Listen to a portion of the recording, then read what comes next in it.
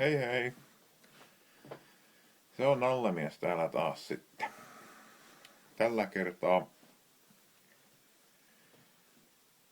tehdään filmiä tommosesta coilovereiden laittamista etupalkkiin. Taunuksen etupalkkiin. Ja siitä on nyt sellaisen pienen filmin tehnyt, että miten mä sen oon laittanut. Ja se on semmoista etukäteistyötä sitten, että saadaan sellainen alusta siihen taunukseen, että siihen nyt voi sitten tommosen sevyn pikkulohkon laittaa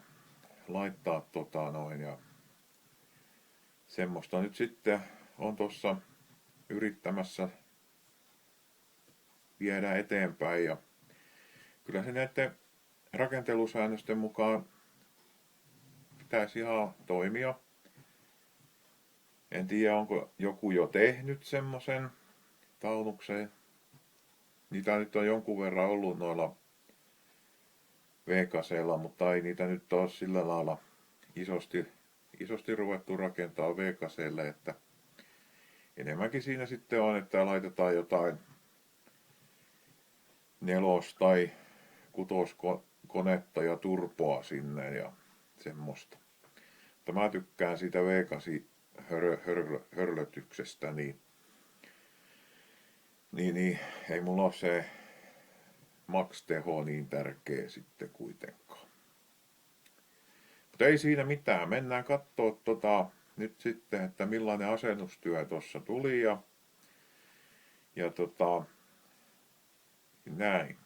Mennään nyt kattoo.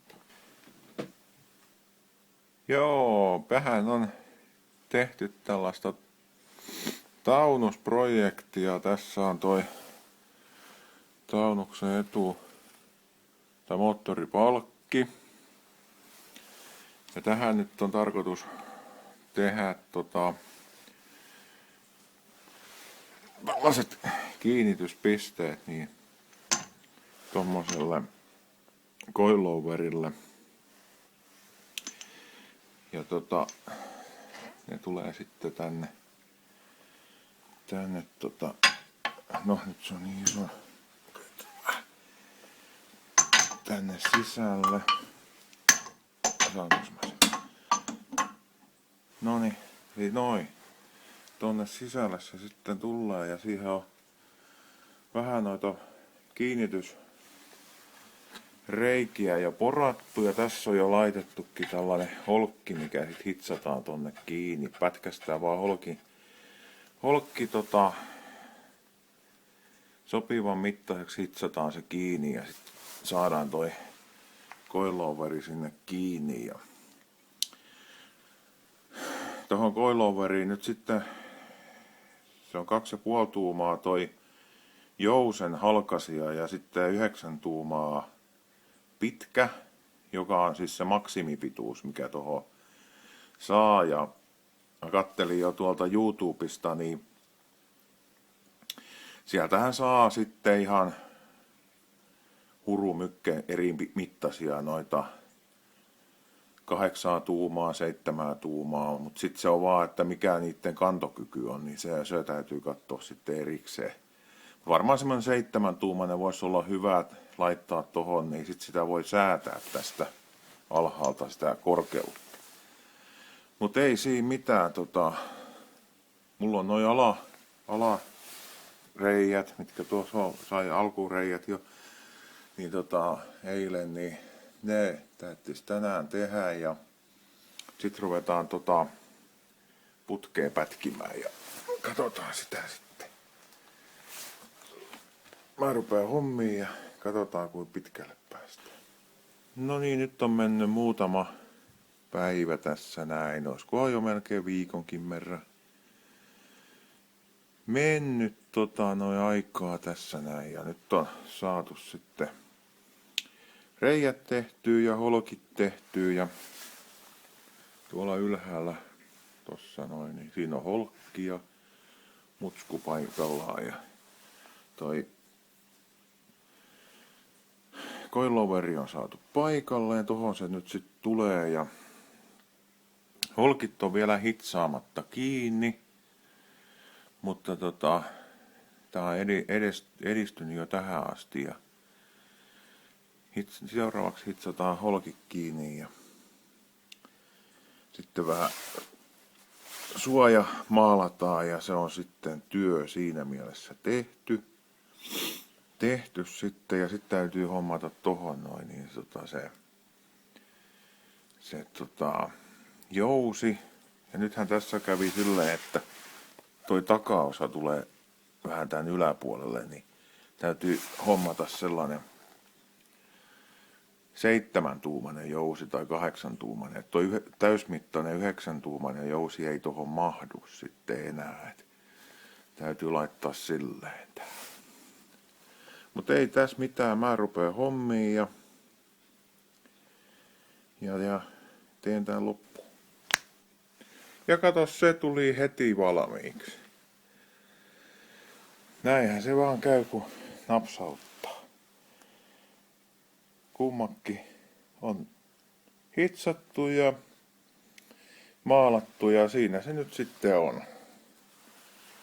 Nyt sitten jäädään odottelemaan, että tulee noihin coilovereihin jousi ja sitten saa kasata tän ja myöhemmin sitten keväällä niin laitan tän tonne auton alle kiinni. Täytyy noita osia vähän nyt tilailla ja sitten sen jälkeen kun saa lisää osia, niin sitten voi jatkaa tätä projektia. Mutta tää saatiin hyvään säänsiin sillä mielessä, että nyt ei tarvitse enää hitsata tätä palkkia, että tää on tällä selvä. Hyvä.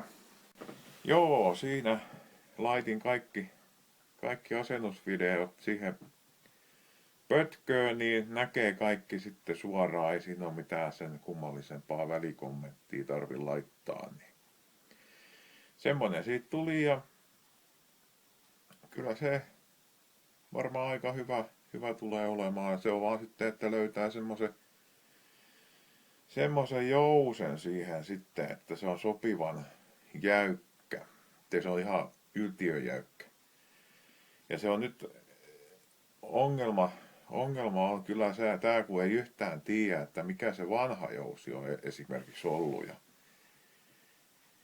Että siitä saisi vähän osviittaa sitten, että kun se vanha jousi tulee olemaan V8:lle aivan liian löysä.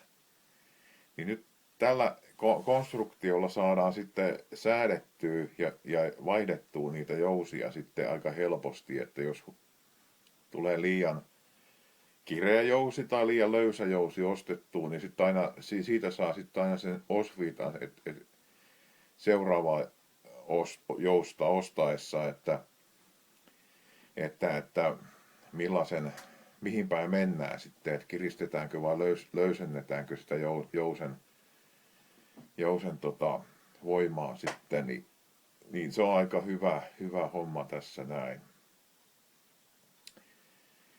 Ja sitten olisi ollut ongelma se, että jos olisi ollut vakiojouset tai sitten, että olisi tarvinnut sitten käyttää niitä 140 Volvon etujousia. Ne on vähän kireemmät.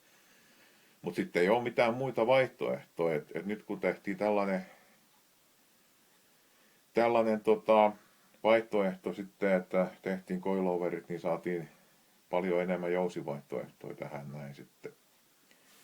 Joo, mutta tällainen video tällä kertaa ja kiitos kun jaksoit katsella ja jatketaan tätäkin projektia sitten taas siinä vaiheessa, kun saadaan sitten eteenpäin tätä vietyä ja mä nyt varmaan tässä välillä teen jotain muuta, ettei tää nyt jää vähän lepäämään taas tää homma, mutta saatiin paha nyt vähän eteenpäin tätäkin sitten. Jallemies sanoo tällä kertaa hei hei ja palataan sitten kun tulee seuraava filmi.